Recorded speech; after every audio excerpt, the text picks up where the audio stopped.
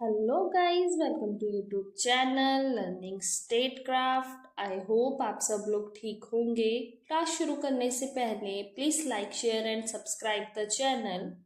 Last class में हमने हमारा टॉपिक किया था पॉलिटिकल पावर, जिसमें हमने जाना था कि किस तरीके से पॉलिटिकल पावर जो है वो एक इंडिविजुअल के पॉलिटिकल थॉट्स को इन्फ्लुएंस करती है। और हमने ये भी जाना था कि किस तरीके से अलग अलग पॉइंट ऑफ व्यूज़ जो है, अलग अलग विचारधाराएं जो है वो पॉलिटिकल पावर को किस तरीके से डिफाइन करती हैं और उनका इस्तेमाल जो है वो किस तरीके से किया जाता है।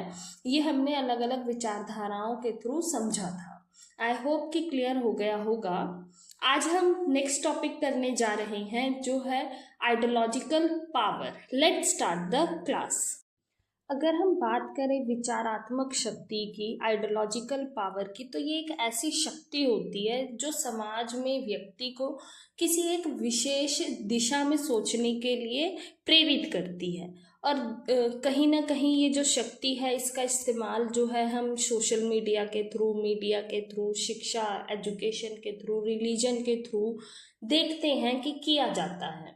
जैसे एग्जाम्पल के लिए अगर हम धर्म के हिसाब से देखें तो आइडियोलॉजिकल पावर कैसे काम करती है। जैसे हम कहते हैं कि धर्म ऐसा मानता है कि अगर आप दान करते हैं तो ये एक पुण्य का काम होता है, तो इस वजह से बहुत सारे लोग जो है वो दान दक्षिणा जैसी सेवाओं में काम करते हैं, उसमें विश्वास करते हैं कि अगर हम दान करेंगे तो ये पुण्य का काम है और इसका फल जो है हमें आगे मिलेगा।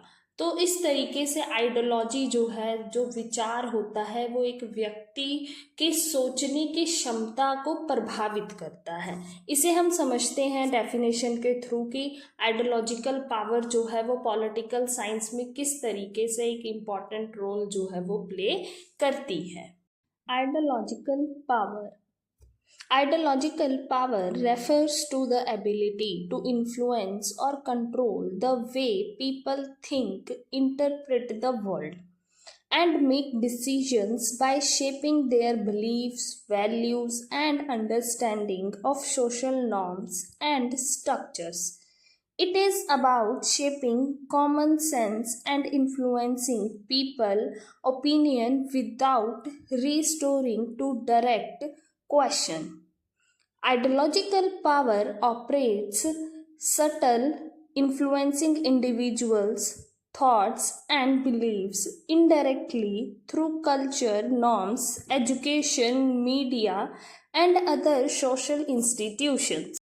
यहाँ पे कह रहे हैं कि जो आइडियोलॉजिकल पावर होती है ये एक ऐसी क्षमता है, एक ऐसी शक्ति है जो एक व्यक्ति के सोचने की क्षमता को नियंत्रित करती है या प्रभावित करती है।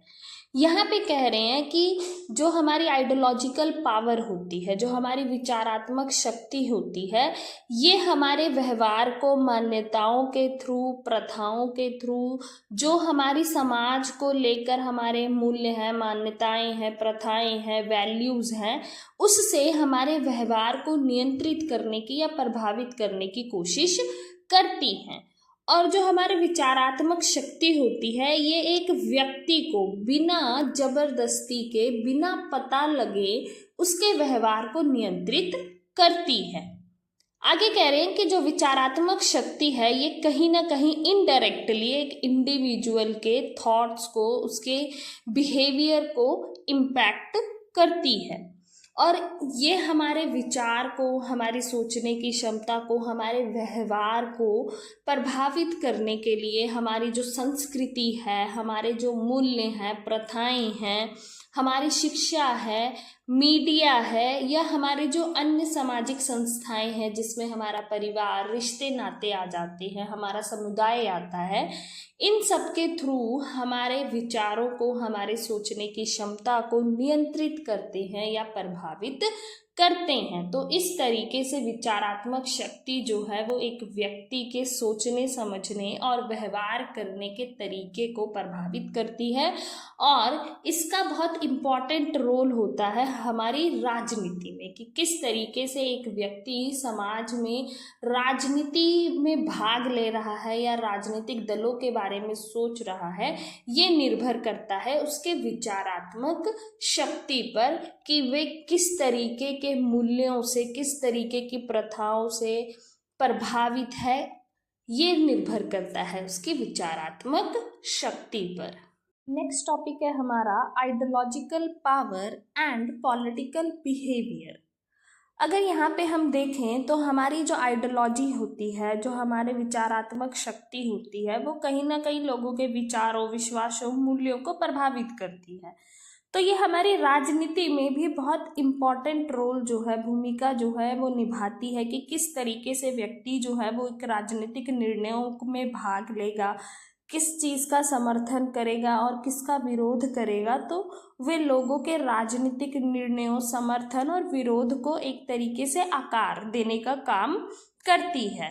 जैसे कि राजनीतिक पहचान जो है उसका निर्माण करती, कि एक व्यक्ति जो है वो अपनी राजनीतिक पहचान को किस तरीके से समझता है। जैसे उदाहरण के लिए मान लो व्यक्ति जो है वो समाजवाद में विश्वास रखता है, तो वो एक ऐसे राजनीतिक दल का समर्थन करेगा जो समानता की बात करता हो, कल्याणकारी नीतियों की बात करता हो। तो इस तरीके से एक व्यक्ति जो है वो अपनी राजनीतिक पहचान का निर्माण करता है विचार से। इसी तरीके से व्यक्ति जो है उन नीतियों पे अपना विचार प्रस्तुत करेगा जहाँ पर वो देखेगा कि समाजवाद से संबंधित कार्य जो हैं वो हो रहे हैं, जहाँ पर समानता की बात हो रही हो, जहाँ पर सबके कल्याण की बात हो रही हो।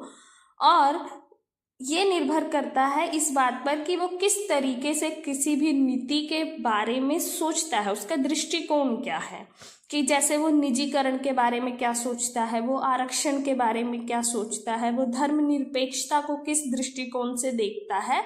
तो ये निर्भर करता है उसकी विचारधारा पर कि उसका नीतियों के प्रति किस तरीके का दृष्टिकोण होगा।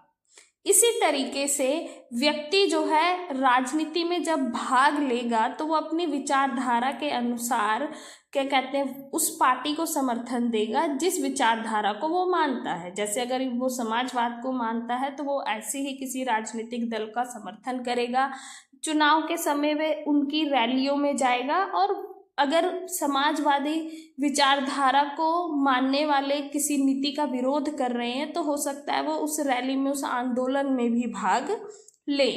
तो इस तरीके से जो विचारधारा है वो व्यक्ति के राजनीतिक व्यवहार को प्रभावित करती है।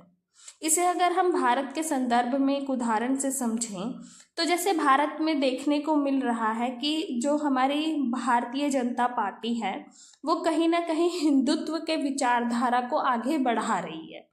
और अगर हम भारत की बात करें तो भारत जो है वो एक धर्मनिरपेक्षता की बात करता है, वो एक धर्मनिरपेक्ष राज्य है। तो अगर मान लेते हैं उदाहरण के लिए कि जैसे बीजेपी जो है वो हिंदुत्व का प्रचार करती है, और वहीं पर अगर हम कांग्रेस की बात करें तो वो धर्मनिरपेक्षता के विचारधारा को अपनाती है।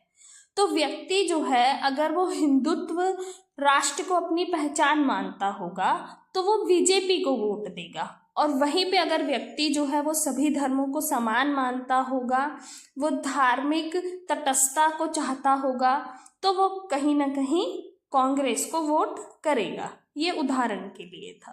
तो इस तरीके से जो हमारी विचारधाराएं हैं वो हमारे राजनीतिक व्यवहार को प्रभावित करती है।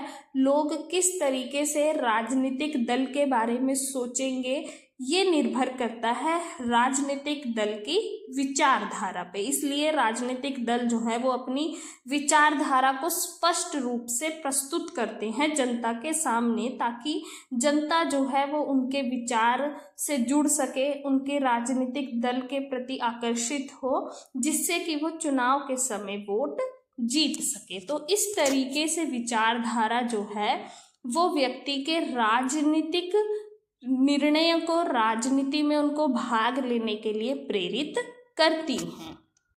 आज की क्लास हमारी यहीं तक होगी। आई होप कि आज जो हमने टॉपिक किया है आइडियोलॉजिकल पावर, ये क्लियर हो गया होगा कि किस तरीके से विचारात्मक शक्ति जो है वो एक व्यक्ति के सोचने की क्षमता को प्रभावित करती है, किस तरीके से विचारात्मक शक्ति जो है वो हमारे राजनीतिक व्यवहार को प्रभावित करती है, नियंत्रित करती है।